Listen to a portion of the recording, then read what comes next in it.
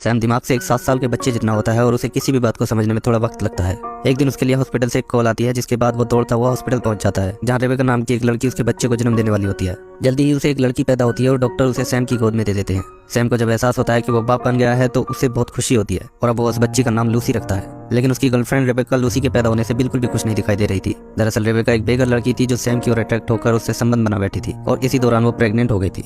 Sam अपन दोनों को घर ले जाने के लिए हॉस्पिटल से बाहर आकर बस रुकवाता है, लेकिन रेबेका बस में चढ़ने की बजाय दूसरी ओर जाने लगती है। सैम उसे पीछे से आवाजें देता है, लेकिन वो पीछे मुड़कर नहीं देखती और भीड़ में कहीं गुम हो जाती है। सैम को एकदम से कुछ समझ में नहीं आता और वो अपनी बेटी को गोद में लेकर काफी देर तक उसका इंतजार करता रहता है। जब रेबेका नहीं लौटती तो वो लूसी को लेकर घर आ जाता है और एक अच्छे बाप की तरह लूसी की अच्छे से देखभाल करने की पूरी कोशिश करता है। लेकिन एक 7 साल के बच्चे जितने दिमाग वाले आदमी के लिए ये काम आसान नहीं था। वो रातों को उठकर लूसी के डायपर बदलता है, लेकिन उसकी हर कोशिश के बाद भी लूसी हर वक्त रोती रहती थी और मुश्किल से ही कुछ देर सो पाती थी।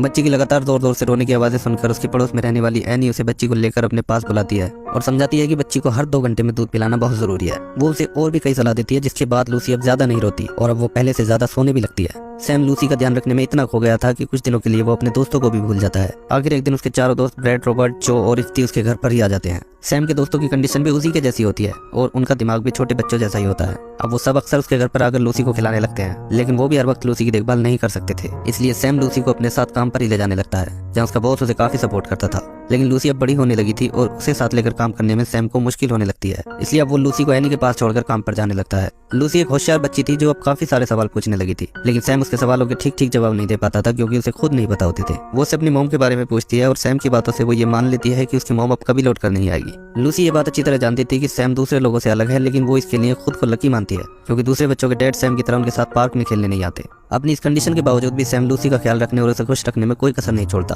वो उसे हर बुधवार को रेस्टोरेंट में ब्रेकफास्ट कराता है और घर पर बच्चों की तरह उसके साथ खेलता है। रात को रोज वो उसे एक ही पोएम पढ़कर सुनाता था क्योंकि वो इसके अलावा और कुछ ठीक से नहीं पढ़ पाता था। वो लूसी का एडमिशन एक स्कूल में करवा देता है और अपने दोस्तों के साथ उसे जूते दिलाने ले जाता है, लेकिन जो जूते लूसी को पसंद आते हैं उन्हें खरीदने के लिए सैम के पास पैसे कम पड़ जाते हैं। ये देखकर उसके दोस्त तुरंत अपनी अपनी जेब से थोड़े थोड़े पैसे निकालते हैं और सारे पैसे एक जगह मिलाकर लूसी के लिए उन जूतों को खरीद लेते हैं।